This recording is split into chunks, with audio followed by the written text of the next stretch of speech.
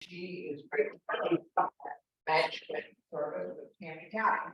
And I met Sam last winter when there was at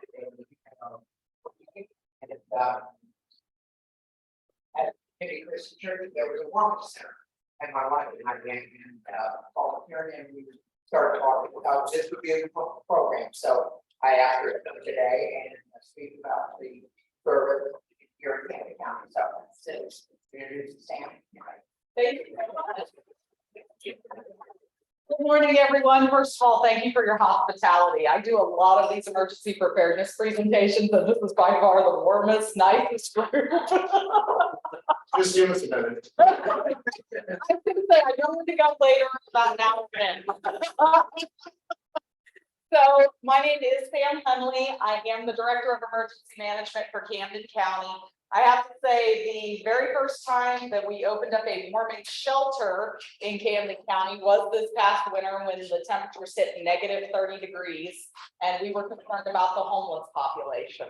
So we were so excited to partner with Community Christian Church. They jumped right up and said, hey, whatever you need, let's get this on a roll and do what we need to do to get it done. And they responded so quickly that we were able to put together a full plan and roll it out in 2 days. So yeah, that's unheard of. So a huge thank you to them. And again, thank you all for having me this morning. A big part of what we do is reach out to community groups and let them know some of the things that they can do to be prepared for large scale emergencies before they hit. Because if you can do just simple things, you will help our first responders so much. The biggest problem that we have is even in off-season times, even in non-emergency times, there are never enough first responders. There is not a single first responder agency at the lake that is fully staffed, ever. We are always hiring, we are always trying to find people who are willing to give and to support their communities. So, as you can tell, when we balloon up from 42,000 people to 250,000 people in the summertime, there's a little bit of a strain on our resources. What we do is, as the emergency management agency, we're the level above the first responders. When they're overwhelmed and they need more resources, more tracking, more communications, more anything, we come and help. A lot of people don't know what emergency management does. You've heard of FEMA, the feds, okay? That's our big brothers. Then FEMA, which is the state emergency management agency, and then you've got your local emergency management agencies, which are at the county and then city levels. So the cities here at the lake all have emergency management directors as well. Where that helps is I can't be everywhere. So having their eyes and their boots on the ground brings me information so that I can share it amongst the entire organization, the entire web. What that does is it gives us a good operating picture. So where does that tie back to the community? What can you guys do and what can I teach you to do that will help them? We've got a lot of people who don't know a lot about how to act, how to behave, and what to do to help in emergencies, but they want to. They want to help, especially if, let's say, the tornado that hit Roach a few years ago. Let's say that was an incident that you live close to. How do I help? I'm literally right here. It's in my backyard. What do I do? So we have a community emergency response team. These are trained volunteers. It is a free program. It's 20 hours of basic training where we go through 8 units in a book, along with a 9th where we give you a final disaster scenario to actually gear up and work through. We have burn pans, we have search and rescue exercises. We have a lot of things that we do to help you understand how you can help and give back to your community. This is a volunteer organization. It is sponsored under our office, but they do accept donations, assistance. Mostly they like to receive gear instead of money because then that helps them not have to answer for the money. All right. Go ahead. Right. Down arrow. Oh, yeah, you go. Is it on it or the meeting? Oh, yeah. You want to keep going? Yeah. Oh, wait. Go back. One more. Oh, no. There you go. We'll be fine. We'll get it together. He's a good partner. All right, so here are some of the questions that we ask people, because the first thing most people don't know is these are not going to work for you in an emergency situation, especially in the affected area. You're not going to be able to crawl out. Because, as you guys might have heard by now with AT&T, First Net exists. Well, that type of thing exists across all carriers, which is they reroute all service to emergency responders. We need access to communications first so that we can get to you. Now, here in Camden County, we have a mass notification system called HyperReach. I know some of you probably already know about it from those 3 a.m. calls. I always get 3. I'm the one you throw the rotten tomatoes at. Go ahead. HyperReach allows us to automatically rebroadcast life-threatening emergency alerts from the National Weather Service, as well as our office. So if there are 50 possible alerts, you're really thankful right now that Sam narrowed it down to 10. There are only 10 that our office will automatically rebroadcast any hour of the day, including those 3 a.m. calls. Okay, I don't know off the top of my head, obviously tornadoes, straight line winds, massive snowstorms, things like that. So anything that we think is going to be an immediate life-threatening emergency, those are the ones that we're focused on. Okay. Do you have enough food and water for yourself and your family in your home for at least 3 days? It's an easy question. How are you going to contact friends and family? You don't have power. This might work for you. I'm going to teach you a little secret today about those. Go ahead. All right, so here are the common misconceptions that we battle all the time. If there's an emergency, first responders will save me. I start off these presentations letting you know there are never enough first responders. I like to be happy and jovial, but it is a deadly serious problem. So that is one of the biggest common misconceptions that we have. Preparing for emergencies takes too much time and it's too expensive. The cost of everything is going up. There's no arguing that. But we're going to show you how you can do something like this on a budget easily and over time. Emergencies are short and they'll be over quickly. Most people, their interaction with an emergency is a car accident or something like that, something that's over in an hour or two. Maybe a medical emergency where they get taken to the hospital. That's pretty much all they know about emergencies. It never crosses their mind that the severe snowstorms that killed power to 9,000 people here at the lake this past winter could be a serious life-threatening emergency, a large scale. They don't think about the tornado that hit both Eldon and Jeff City in one sweep. Could have killed hundreds. And communities can be devastated by that. I'm not going to say the J word because we've used that example enough.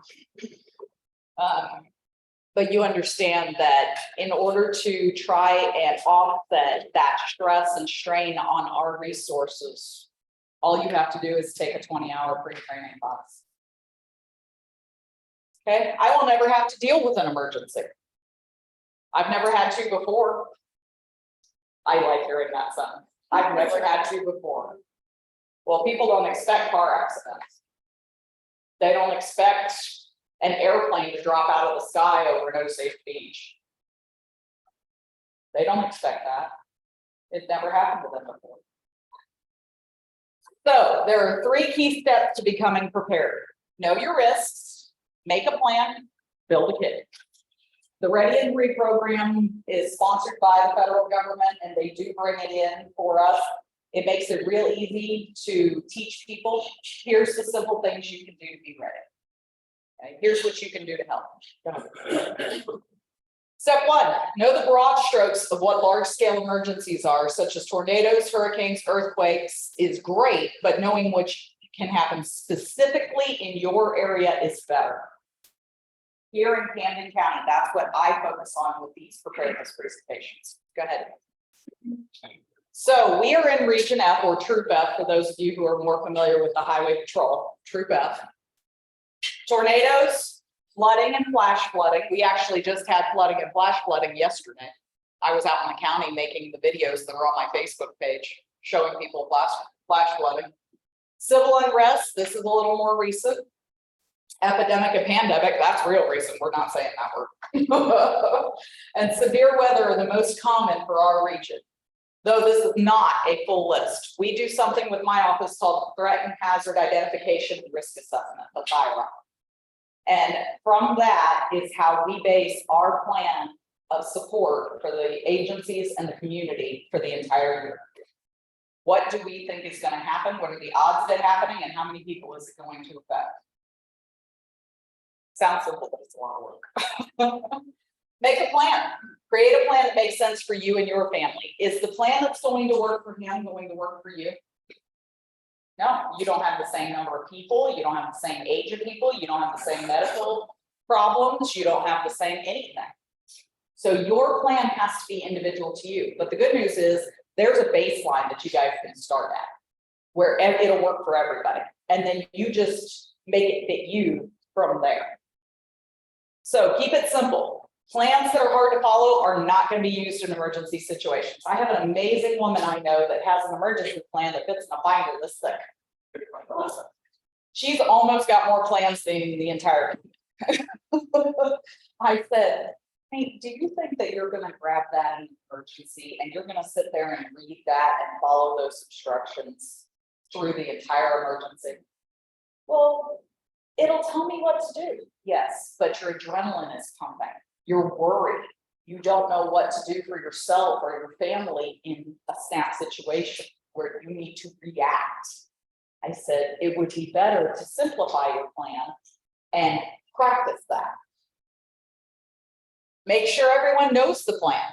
I don't care if it's the children, grandchildren, great-grandchildren, I don't care. Everybody, just like we trained growing up, fire drills, learning how to go out of the bedroom window or find the closest exit, and we all met outside in the front yard. That is the simplest version of make a plan. And everybody's done it. We all do it. Even the schools do it on a regular basis. Get outside. Great. Okay. You need to include some of these things right here in your plan, along with whatever additional stuff your family needs. Okay. Where to meet? On the premises and off premises. Let me ask you a question. Do you think meeting at the fire department that's a block away from your house is a good meeting place? Very good. No, and do you know why? Exactly. Perfect. They're moving equipment in and out and they're already locked on what they need to go do. So yes, their situational awareness is up, but not as they're rolling that truck out. We've got to go. A meeting place at a first responder agency is not a good idea. What is a great idea is the local library. A lot of the libraries here have either rooms that are considered storm safe or storm ready, if not having actual shelters. Sometimes the schools have the ability or will have the ability to open up because they have rooms that are also storm ready. Okay, so aim for things like that if you're looking for an off-site. You want to go to libraries, you want to go to public buildings that you know have something like a basement. The on-site, we always did this. We had a big tree in our front yard that was out by the mailboxes. It was away from the structure, so you're safe if the structure is on fire or is damaged, it could collapse. We always say meet at the mailbox, meet at the tree in the front yard. Pick a place in the, it's better to go to the front yard than the backyard because responders will be looking for you. But if the safest place is the big tree in the backyard, get to that. Teach your kids, your grandkids, I don't care how little they are. I'll talk a little bit about our program for the kids here in a little bit. But teach them. Kids are amazing at listening to people who make it interesting. So don't tell them, you need to go out to that tree. Ooh, they're not going to want to do that. You're going to go, how fast do you think you can beat me to that tree? Let's see if we can get to that tree. Make it interesting. Just like when we search houses, we know that children hide in different places than adults hide. So when we do search and rescue through structures, we're looking in cabinets, we're looking under beds, we're looking in all the little places the kids feel safe. They want to feel safe by getting small and getting down, right? So have your plan to a point where people can follow it no matter what age they are and make it easy. All right. Look. Who to call? So when you are going through an emergency and you do manage to get a signal out, who do you call to let them know you're okay?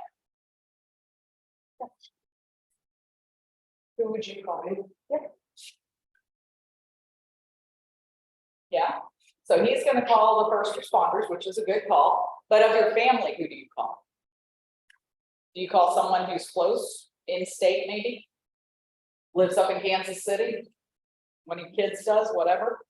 Yeah, you want to call someone in state, let them know you're okay, let them know where you're going to be if you're not going to be at your home. You also want to have an out-of-state contact. Why? Because if you're in an area that's a large area that's hit, everything in that area is going to be taxed, all the resources. You want to let someone know who lives in Virginia. You got a cousin in Virginia, give them a call, let them know, hey, we're all right. You can get the word out to everybody. This is the only phone call I might be able to make. So if you can get the word out to the family that we're okay and we're going to be here, do that. These are just things to get your mind thinking. Just thinking about things that you don't think about on a regular everyday basis, because this is nice weather at the lake and it's time to go out. All right, emergency alerts can save your life. I've talked a little bit about reach, and some of the information that you're going to receive today is also going to cover that.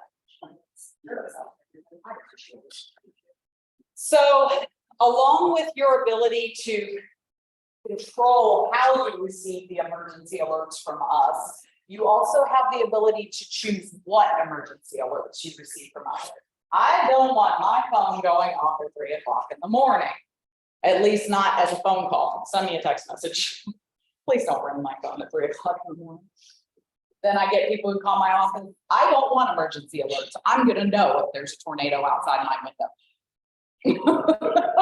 If you don't think I fielded 70 phone calls the day after HyperReach went into effect, you're crazy. My office did. We fielded 70 phone calls about HyperReach the very first time it went off. And we had to explain to people, we understand that being woken up at 3 o'clock in the morning is a pain and it's annoying. And I got to work in the morning. Yes, I get that, me too. But there's going to come a time, and it's not an if, it's a when. There's going to come a time when you need that alert to wake you up at 3 o'clock in the morning. And you need to be ready to evacuate. Or you need to be ready to shelter in place. The information will come from the alert. All right. You can receive the emergency, if you're fine. You can receive the emergency alerts over your cell phone, landline, email, any of those. And the cell phone includes call or text message. If you do what the paper says and you go in and you sign up from our website for HyperReach, you can control that. You can say, I don't want a phone call, I want a text message.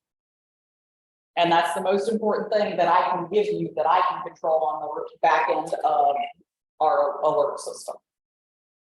All right, so there's a bunch of ways to sign up. They are included on that paper that you were provided, and then flip. There you go. If you have a cell phone with you, you can actually just take and open your camera, scan that QR code, and it'll give you the link directly to sign up. I think it's also on there. The Alexa enable HyperReach, so I've got Alexa. Yeah. But it doesn't notify. It does say there's a notification. I can say, yeah, the warning won't go through Alexa. The warning will go through whatever else you signed up for.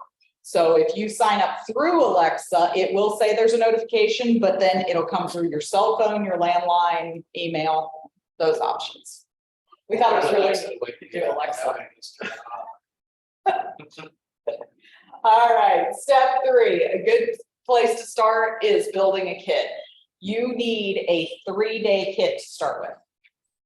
Be able to sustain yourself and anyone you're responsible for the 3 days. That includes your puppies. I know you guys, you got dogs.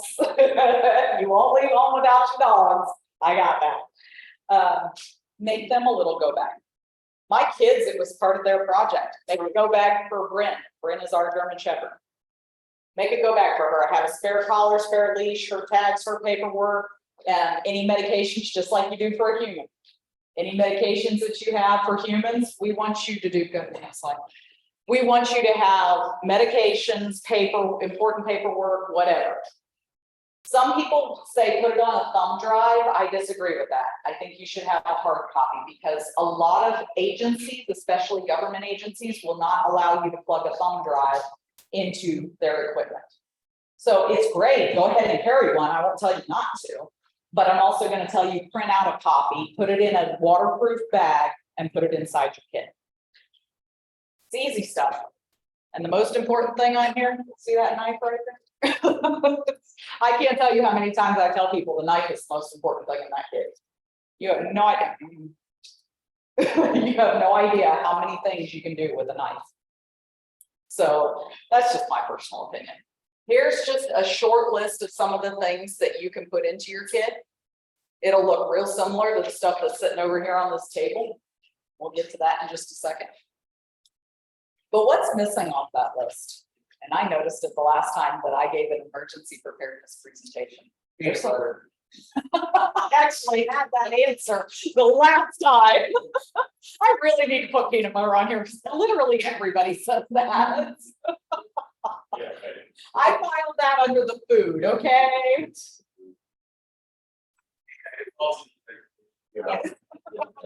If you have to, that's part of their blood sugar, one of those things that they're like peanut butter. Yeah, see, that's, yeah, you don't have to.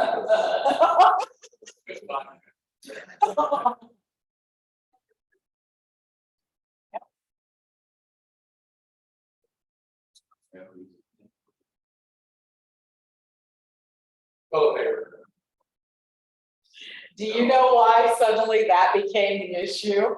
Was 2 years ago. Oh, I was gonna say the B word. Toilet paper. It's actually really funny that you say that because I actually do carry toilet paper in my bailout bag. You don't know how many times I get sent out to incidents, and trust me, I'm real happy I carry mine. So, all joking aside, I know it's going to be really surprising to you guys, but it's almost a medical thing, and most people have them. Have ladies in their lives. Why? What are these good for? Blood. I would take someone grabbing one of these and slapping it over a wound and bandaging my arm any day. This is my pack, so yeah, there's one in. So these are simple things that you can do that are around your house. You're already buying them. Stick a couple in the bag. Stick a little bit of all of this in the bag. Get to do a little bit of MacGyver. I know that can appeal to some people. You know, I might be showing my age a little bit there, but you know, I grew up with MacGyver. And it was all he did was what we call maximum utilization of available resources. Figure out how this is not just a pry bar. You know what it also is? It's a splint. I might not need the pry bar, but I sure might come across somebody who's injured. And I might need that splint. Are you gonna say back scratch? Back scratcher. You'd be surprised. Good. Good. All right, so let's see who's been paying attention.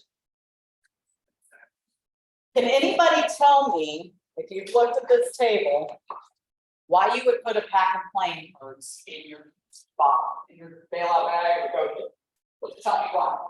Florida. Florida, absolutely. Who said that? Ah, that's a good one. Or King of Clubs You came up with toilet paper, you get one too. All right, can somebody tell me what the name of our mass notification system is? Ooh, everybody's gonna get cards today. You're lucky, I brought a whole case. Who said it first? Be honest. You did, and I know I would choose. There you go. All right. Who's noticed the little bees up here on the table? Wonderful. Does anybody know from my office who these little bees are? Okay, this is Buzzer the Bee. When we created our program aimed more at school age children, we had to have a mascot. They respond to mascots, okay? So Buzzer the Bee wants you to be prepared. It's kitschy, I know. The kids love it. The kids love it. So these spawn a little bit later, and these are the babies. Yeah. So we get all of the kids excited about. Now tell me, what do you think you can do to help mommy and daddy while mommy and daddy are getting all that money? Guess what? The kids are like, I can get the bottle of water. I don't know how many times I've heard a little kid tell me that 2, 3 years old, bottle of water. I was like, okay, good going. Here you go, kid. Have a bee. I was surprised. I had one kid tell me flashlight. Yes, good job. So some years ago, and I think they brought it back, the Red Cross sponsored the pillowcase program. How many of you heard of the pillowcase program? What they do is they take actual pillowcases and fabric markers, and they let the kids color the fabric markers, and then they teach the kids. Here's what you're going to put in your pillowcase if you ever have to go with mommy and daddy in an emergency. They teach them to build a kid's version of a go bag. Put your favorite stuffed animal in there. Put your blankie in there. You grab your little flashlight, because these kids are more prepared than you know. I'm listening to kids tell me, well, I'm going to take my flashlight and I got a spare set of batteries in the drawer. What? How did you learn that? Well, my flashlight dies and then I got to get more batteries, and instead of yelling and waking mommy and daddy up, they put 2 more in the drawer by my bed. I was like, oh, mom, dad. So Buzzer the Bee actually has a slideshow that we give, and we teach the kids things like who the safe people are that they can go to if they get lost or separated from their parents. We show them pictures of firefighters, of police officers, sheriff's department, and EMS crews so that they understand who to look for. We'll show them pictures of our certs in their gear. That way they understand CERT is safe. We want them to know these volunteers are safe for them to come to. We teach them safe places they can go, like libraries. Most kids can identify a library faster than a parent can. Go to the library, go to the post office, go to the first responder building. They know what a fire station looks like, let me tell you. They're like, that's where the big trucks are.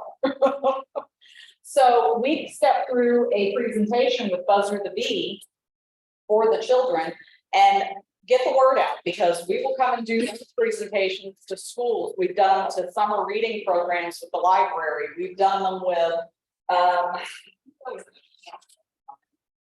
but anywhere that there's going to be a group of children, we'll come in and do the Buzzer presentation. We've got little games that we play with. Buzzer has games. I don't have games. Buzzer makes games.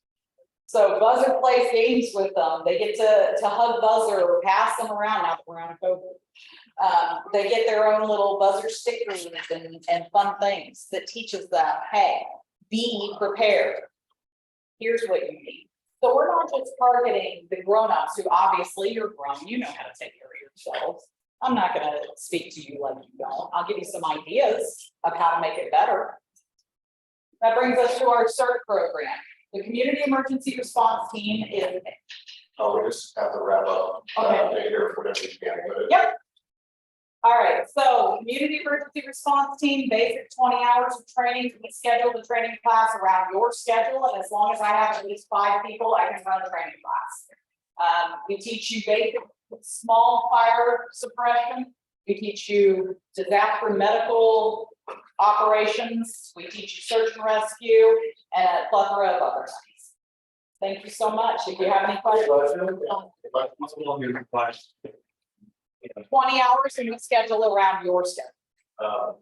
AT&T still allows you to make a phone call from your home line, even if you're not to emergencies, correct? Correct. And same thing for cell phones. I know a lot of us have disconnected our service. Right. to Cell phones, but Right. it's still call service. As far as I know, yes, but definitely even if cell phones are turned off, they can also make 911 calls. Do not give your children your turned off cell phones to play with because they can still call 911. You do not have to have service to a cell phone to call 911.